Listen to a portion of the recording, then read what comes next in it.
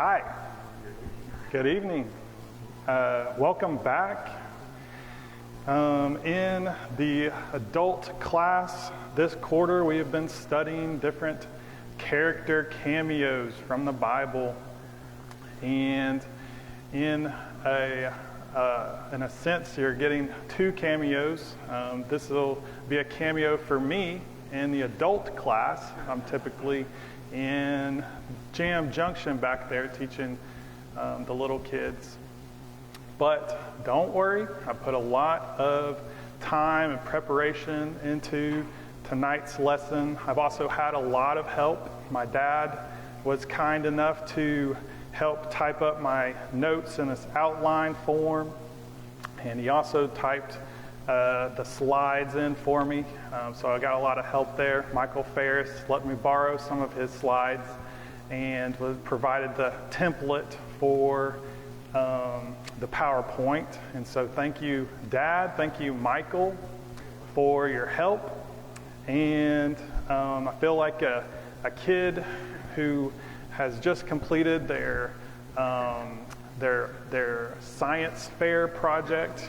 I'm proud of the work that I put into it, but I've also had a lot of help getting this lesson pulled together. So hopefully you'll be blessed by our efforts this evening. Tonight's character is going to be King Nebuchadnezzar. And King Nebuchadnezzar was an important figure in the Old Testament. He impacted God's people in a great way. God used him to do this. And so he's worthy of our attention tonight. And there's unlike some of the other characters that we've previewed, he had a lot of information to go through, and so I'm going to have to go through some of this kind of quickly. Before we jump into the background information, I wanted to do on the timeline, where is this taking place at for God's people? So if we start in the beginning, okay, God is going to create the earth and Adam and Eve, and then we see the fall of man, and then we fast forward to the flood, and God is going to preserve humanity through Noah and the ark, and also the animals, so that's good. And then we fast forward to Abraham and the call, the promises that God made to him, and through Abraham there was going to be a great nation. And Abraham had Isaac, Isaac had Jacob, Jacob had Joseph, and Joseph is going to move the family to Egypt. 400 years later, the Israelites are in slavery in Egypt, and God's going to send Moses to rescue them, to lead them out of slavery. Then we have the wandering in the wilderness, and then the conquest of Canaan, and then we have the time of the judges. Then we fast forward to a kingdom united, okay, under Saul, David, and Solomon. Then we see the kingdom is divided in the northern kingdom and the southern kingdom. The northern kingdom is overtaken, never to be reestablished. And then this brings us to our spot in the timeline for King Nebuchadnezzar. The gap there, okay? Nebuchadnezzar is going to play a role in that. So let's kind of go through some of this. And then, okay, so here we are. There's Babylon. And this is, of course, where Nebuchadnezzar is from. And he's going to expand this into an empire. And this is the area that we're talking about. I like maps, so let's see where we're talking about. And of course, this is the Fertile Crescent. Okay, you can kind of see the little shape of it is in a crescent shape. And this was a very fought over area. And you see Babylon there with the arrow. Thank you, Michael. And then you can see in the top corner there is going to be it's modern day Iraq. Okay, and so you see Israel over there, and that's where Rod and Matt are at this time. So if you're watching this on the replay, hi guys, we miss you. So this is the different areas that we want to try and cover tonight. And if we run out of time, when the bell rings, we'll just, like the song says, we'll skip to the good part at the end and try to get to the lessons that we've learned from Nebuchadnezzar. And so we've got a lot of ground to cover. But most of my information has come through the first 4 chapters of Daniel. Nebuchadnezzar is going to be a character that's mentioned throughout the Old Testament. And I did a quick search in my search engine and for Nebuchadnezzar, and I just quickly, he's mentioned in 2 Kings, towards the end of 2 Kings, 1 Chronicles, 2 Chronicle. He's mentioned in Ezra, Nehemiah, Esther, Jeremiah, Ezekiel, Daniel. Okay, so he's mentioned quite often. Very prominent figure. But my study is mostly in the first 4 chapters of Daniel. To quickly summarize those chapters, we see in Daniel chapter 1. This is where Daniel is taken into captivity along with Hananiah, Mishael, and Azariah. And you're like wondering, well, who are these people? Well, we know them as Shadrach, Meshach, and Abednego, of course. And those names might sound a little more familiar to you. And we see in the first chapter, that Daniel is going to stay faithful to God and the things that he eats, and he's going to request to eat vegetables and drink water. And we think that's we think that's to stay faithful to God in this way. And so in chapter 2 of Daniel, Nebuchadnezzar is going to have a dream. And remember, it's this metallic figure with the head of gold, the arms and chest of silver, and then middle section of bronze, legs of iron, and then a feet of iron and clay mix. And of course, these are going to represent different kingdoms, earthly kingdoms.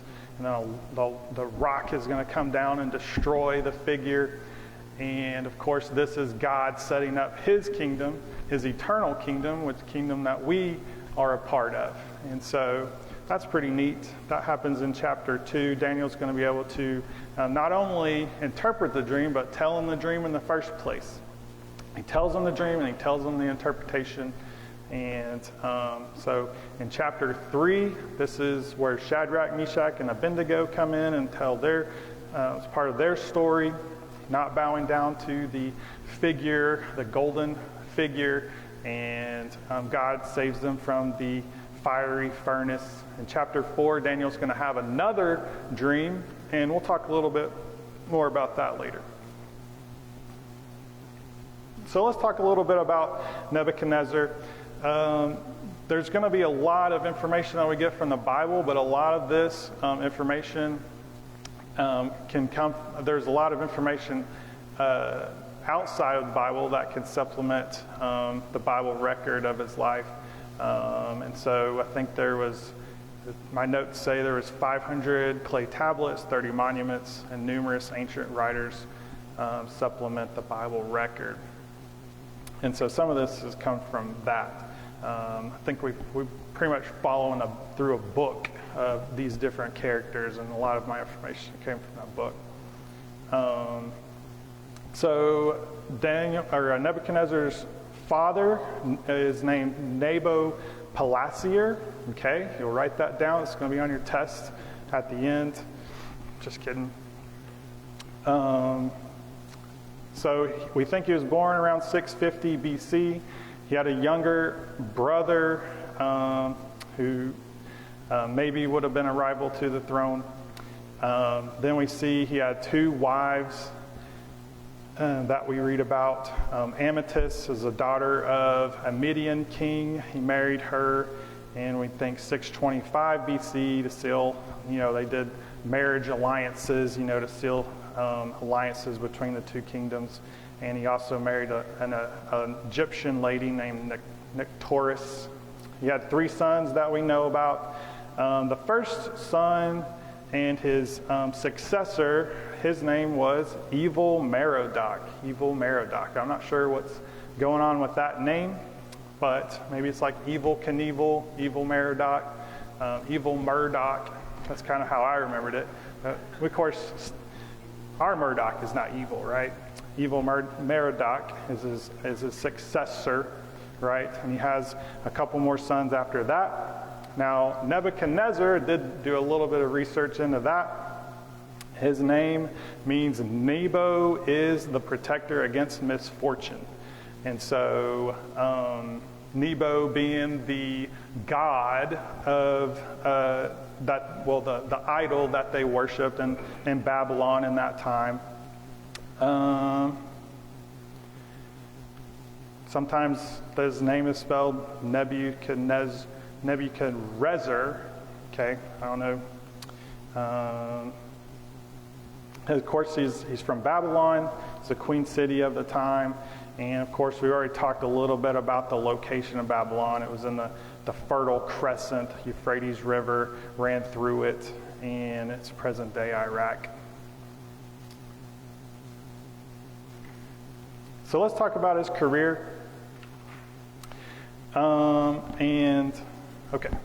So his career started, his father appointed him as commander-in-chief of the Babylonian armies, and he was a conqueror, okay? He fought Pharaoh Necho of Egypt in 606 and defeated him. And of course, Pharaoh Necho had given the Israelites some trouble.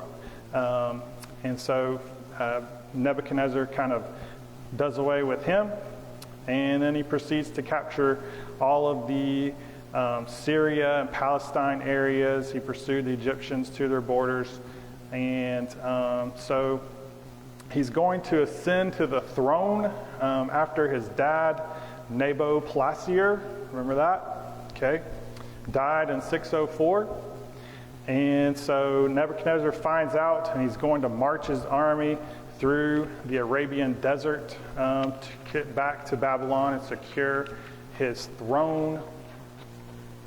And so, because he feared people challenging his right to the throne, so he wanted to make sure he secured that. Let's talk about his extent of his kingdom. He expanded Babylon into the first world kingdom, and he ruled the Fertile Crescent of Tigris and Euphrates River Valley, eastern Mediterranean coast. Let's talk about a little bit of his impact on the Hebrew people, and this is a lot of this is recorded in 2 Kings in 24 and 25, but in 606 he's going to take Jerusalem, and he's going to place Jehoiakim and the nation under tribute. Okay, and this is when he would have taken Daniel and Shadrach, Meshach, and Abednego, and took some of the cream of the crop, so to speak, and taken them off into captivity to be trained and used.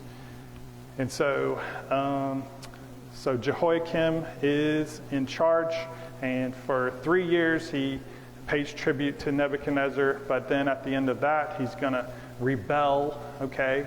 He's going to rebel against Nebuchadnezzar, and then he's going to die, and then his son Jehoiachin is going to take over for a total of 3 months, and then before Nebuchadnezzar gets back and reconquers the city, okay? And this time he's not going to be so nice about it. He's going to loot the temple. He's going to deport Jehoiachin along with a lot more of the important citizens of the day. And he's going to put Zedekiah as the ruler of the area. And so he wasn't so nice then, but then Zedekiah, he is going to make a huge mistake, okay? In 589, he's going to rebel, and then Nebuchadnezzar is going to come back, okay? And let's read about Zedekiah. If you'll turn, I will be reading 2 Kings 25, verses 1 through 5. And it reads, in the 9th year of his reign, in the 10th month, on the 10th day of the month, Nebuchadnezzar, king of Babylon, came with all his army against Jerusalem and laid siege to it, and they built siege works all around it. So the city was besieged till the 11th year of the king Zedekiah.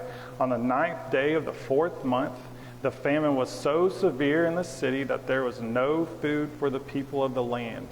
Then a breach was made in the city, and all the men of war fled by night by the gate of this, between the two walls by the king's garden, and the Chaldeans were around the city. They went in the direction of Arabah, but the army of the Chaldeans, that's Nebuchadnezzar's army, pursued the king and overtook him in the plains of Jericho, and all of his army was scattered from him. And so in 587, Jerusalem is going to fall, and King Nebuchadnezzar has had it with this city. All the rebellion, he's just going to take pretty much everybody into captivity. And so this is going to last until 536 BC. And so he's pretty much going to take everybody into captivity. And of course, he's going to end up using the people that he captures to build other stuff. So he's not just a conqueror, he's also a builder, okay? And so he had many projects that he used his conquered people to build, okay? So he'd conquer an area, and he'd take those people out so they wouldn't rebel, and he'd put them somewhere else and start having them build stuff, right? And he was known for building the walls around Babylon and doing some beautification things. He built these world-famous hanging gardens for his Midian wife, okay? And that, I don't know how they judge this thing, but they're apparently were one of the 7 wonders of the ancient world. I'm not sure how we go about judging that, but there we are. And he was engaged in massive building projects in other cities as well, reservoirs and irrigation canals. So he wasn't just a conqueror, he was a builder as well. Let's talk a little bit about Babylon, his city where he was from. And the ancient writer Herodotus, a Grecian historian that lived in the 5th century, is going to describe Babylon this way. I thought it was pretty interesting. Described as the most beautiful city in the world at the time, and described as 14 square miles. Its walls enclosed maybe 200 up to 200 square miles. The walls were 85 feet thick, 335 feet high, with a moat surrounding them. And just to kind of give you an idea, the Statue of Liberty is 305 feet tall, from the very base of the statue to the tip top. I think I looked that up, and that's right. You can fact check me if you want, but just to kind of give you an idea, these walls were huge. Okay, so big that 3 chariots could ride side by side around the top of the gates, around the top of the walls. And there was 100 gates of brass around the walls. The Euphrates River flowed through Babylon, and there was a bridge, there were ferry boats, there's even a tunnel going underneath the river, so that's pretty interesting. And the city was set up in a grid pattern. Supposedly there were 25 streets running parallel north to south and 25 running east to west. So it's kind of easy to get around, navigate in the city. His policy was to deport people for slave labor. We've already mentioned that.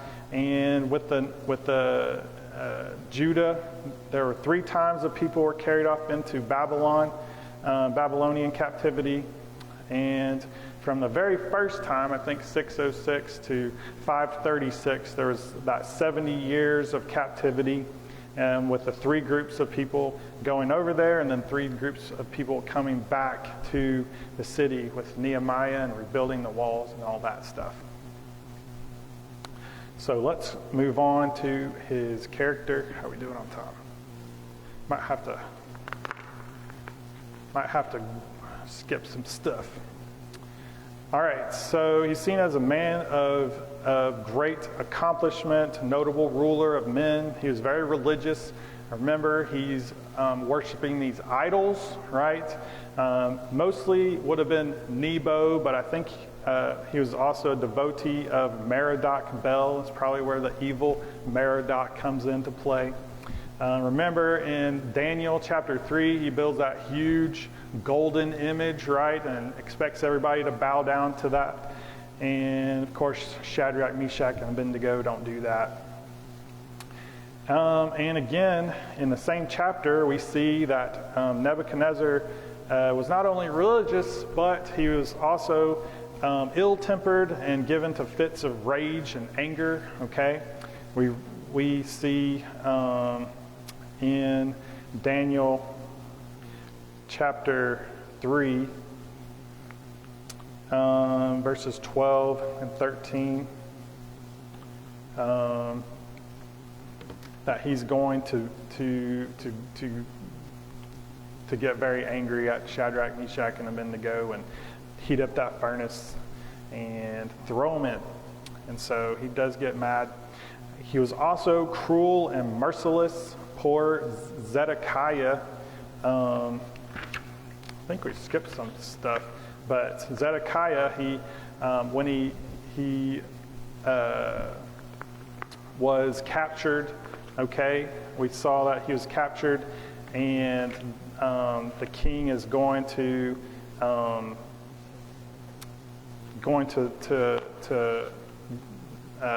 execute his sons in front of him, and then put out his eyes. Can you even imagine that fate? I cannot. But Nebuchadnezzar was pretty upset with Zedekiah. And so that's 2 Kings 25, 6 and 7. And so pretty merciless to those who displeased him. This was a common trait among tyrants back then in the day.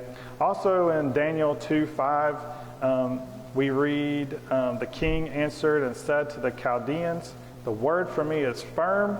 If you do not make known to me the dream and its interpretation, you shall be torn limb from limb, and your houses shall be laid to ruins." And he's going to use this threat. It's going to be a go-to threat for Nebuchadnezzar. He's going to use this threat often, and he probably did too. He probably followed through with it. Let's see. He was proud and haughty. Of course, some of our takeaways are going to be in this, about this, being proud and haughty. Of course, he was drunk with power, and you've heard the phrase, power corrupts, absolute power corrupts absolutely. And so let's read Daniel chapter 4, verses 28 through 30, and we can kind of get an idea of his attitude, right? And it says, all this came upon King Nebuchadnezzar at the end of 12 months. He was walking on the roof of the royal palace of Babylon. And the king answered and said, Is not this great Babylon which I have built by my mighty power as a royal residence and for the glory of my majesty? Okay, and so we kind of get this impression that he really liked himself a lot, right? And it even, like some of my notes said that 90% of the bricks that they found in these ruins are going to have his name stamped on it. You know, like if you ever sponsor your alma mater, you might get your name on a brick there in the sidewalk or something. Well, 90% of the bricks had Nebuchadnezzar's name on it. So he really liked himself a lot. So Isaiah chapter 14 verses 4 and 12 through 14, that could have been about Nebuchadnezzar. I think I'm going to let you read that on your own. Let's skip to his humiliation, and we're going to see in chapter 4, he's going to have another dream. And let's read Daniel chapter 4, verses 10 through 16. And it reads, "The visions of my head as I lay in bed were these. I saw, and behold, a tree in the midst of the earth, and its height was great, and the tree grew and became strong, and its top reached to heaven. It was visible to the end of the whole earth. Its leaves were beautiful, and its fruit abundant, and in it was food for all. The beasts of the field found shade under it, and the birds of heaven lived in its branches, and all flesh was fed from it. I saw in the visions of my head as I lay in bed, and behold, a watcher, a holy one, came down from heaven. He proclaimed aloud and said thus, chop down the tree and lop off its branches, strip it off its leaves and scatter its fruit. Let the beasts flee from under it and the birds from its branches. But leave the stump and its roots in the earth, bound with a band of iron and bronze amid the tender grass of the field. Let him be wet with the dew of heaven. Let his portion be with beasts in the grass of the earth. Let his mind be changed from a man's, and let a beast's mind be given to him. And let 7 periods of time pass over him." And so through Daniel is going to be able to interpret this dream to Nebuchadnezzar. And he basically says that the dream says you are going to be given the mind of a beast. You're going to think you're an ox. You're going to eat grass in the field for 7 years, and you're going to be wet with the dew of the ground. So this is going to happen, right? And so at the end, I think, chapter 4, verses 27, Daniel's going to try and break through to Nebuchadnezzar. He says in Daniel chapter 4, verse 27, "Therefore, O king, let my counsel be acceptable to you. Break off your sins by practicing righteousness, and your iniquities by showing mercy to the oppressed, that there may perhaps be a lengthening of your prosperity." And so Daniel is trying to reach King Nebuchadnezzar to avoid this happening, right? And so Daniel's a good guy, right? But we see that in Daniel chapter 4, verses 28 through 33, this is the judgment, right? "And all this came upon King Nebuchadnezzar at the end of 12 months, as he was walking on the roof of the royal palace. The king answered, "Is this not great Babylon, which I have built by my mighty power as a royal residence and for the glory of my majesty?" And while the words were still in the king's mouth, there fell a voice from heaven, "O King Nebuchadnezzar, to you it is spoken, the kingdom has departed from you, and you shall be driven from among men, and your dwelling shall be with the beasts of the field. You shall be made to eat grass like an ox, and 7 periods of time shall pass over you until you know that the Most High rules the kingdom of men and gives it to whom he will." And immediately the word was fulfilled against Nebuchadnezzar. He was driven from among men and ate grass like an ox, and his body was wet with the dew of heaven till his hair grew as long as eagle's feathers, and his nails were like birds' claws. And so, can you imagine? That's crazy. And so, God is going to punish Nebuchadnezzar for his pride and thinking that he has accomplished all of these things by himself. And so, let's. Did I forget the? Yep. Let's talk about his conversion. And so several times throughout the first 4 chapters of Daniel, God is going to have these encounters, Nebuchadnezzar is going to have these encounters with God. And so we see that in Daniel chapter 2, verses 46 and 47. And let's just read that real quick. Daniel 2, verses 46 and 47.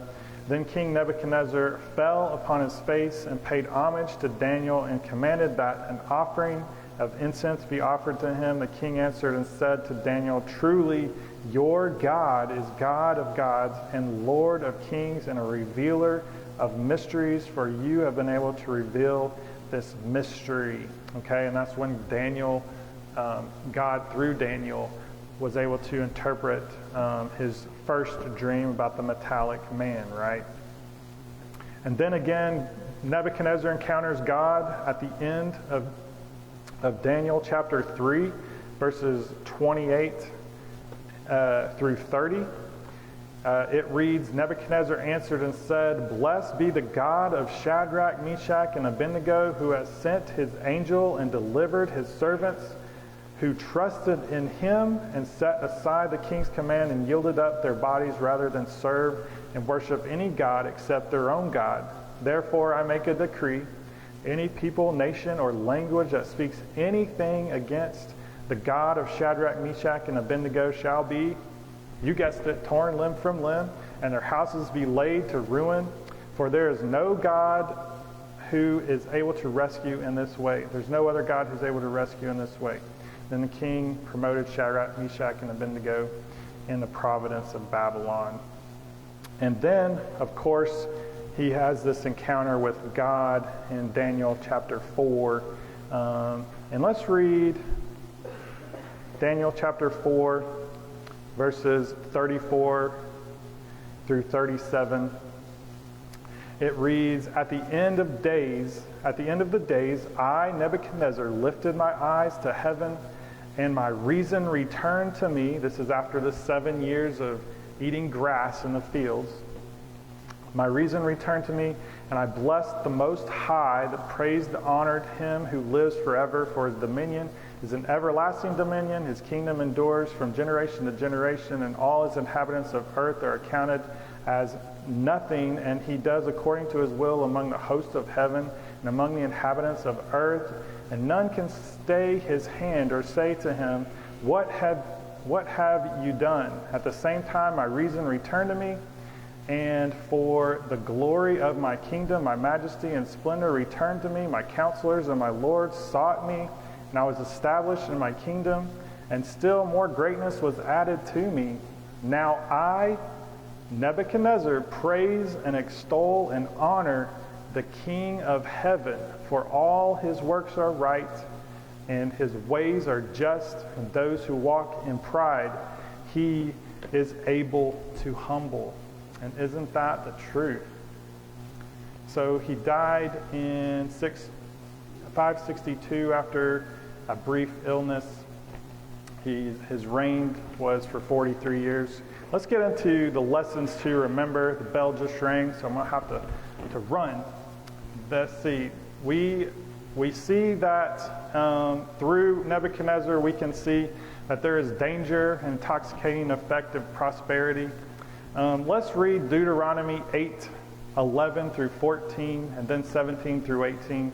11 through 14, chapter 8, Deuteronomy 8, chapter 8, verses 11 and following says, "Take care lest you forget the Lord your God by not keeping his commandments and his rules and his statutes, which I command you today, lest when you have eaten and are full and have built good houses and live in them, and when your herds and flocks multiply and your silver and gold is multiplied and all that you have is multiplied, then your heart be lifted up and you forget the Lord your God who brought you out of the land of Egypt and out of the house of slavery."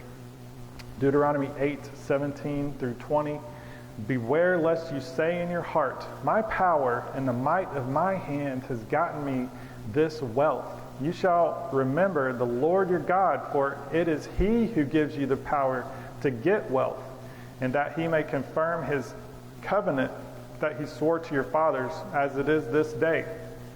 And if you forget that the Lord your God and go after the other gods and serve them and worship them, I solemnly warn you today that you shall surely perish. Like the nations that the Lord makes to perish before you, so shall you perish, because you would not obey the voice of the Lord your God." And so we have to be careful not to. We have to be careful to make sure that God gets the credits for our successes, right? We see the sure fall that pride leads to. Proverbs 16:18 reads, "Pride goes before destruction and a haughty spirit before the fall." From Nebuchadnezzar, we see that the power and ability of our God to humble even the most powerful sinners. In Psalm 73, 18 through 19. Let's start at 12. Psalm 73:12. It reads, "Behold, these are the wicked, always at ease, they increase in riches." And then let's pick up in 16. "But when I thought how to understand this, it seemed to me a wearisome task until I went into the sanctuary of God and I discerned their end. Truly you set them in slippery places, you make them fall to ruin. How they are destroyed in a moment, swept away utterly by terrors." And so we also learn from Nebuchadnezzar the surety of divine threats unless they are averted by repentance. 2 Peter 2:3 says, "And in their greed they will exploit you with false words. Their condemnation from long ago is not idle. Their destruction is not asleep." From Nebuchadnezzar, we see that God mingles mercy with his chastisements in this present life. We see the positive benefits of affliction. Psalms 119, verses 71, it reads, "It is good for me that I was afflicted, that I might learn your statutes." And so we need to remember that we need to learn from our mistakes, okay? And hopefully when we're afflicted, we learn from our mistakes. Sometimes that's the case. Nebuchadnezzar had to learn that the Most High God rules in the kingdoms of men. And we just had this election in the season of election. And so not only did God rule the kingdoms of men back then, he also rules the kingdoms of men today. And so we need to remember that, not necessarily get so caught up in all the election hype. We need to remember who's in control of these things and put our faith in him. Let's skip down to the last little thing on the outline. It says the greatest lesson of life is to learn how to walk humbly with God. Micah 6 verse 8 says, he has told you, O man, what is good and what does the Lord require of you, but to do justice, to do justice, to love kindness, and to walk humbly with your God. So that is going to conclude our lesson for tonight. Thank you for your attention. And let's just breathe a sigh of relief as this thing is finally over.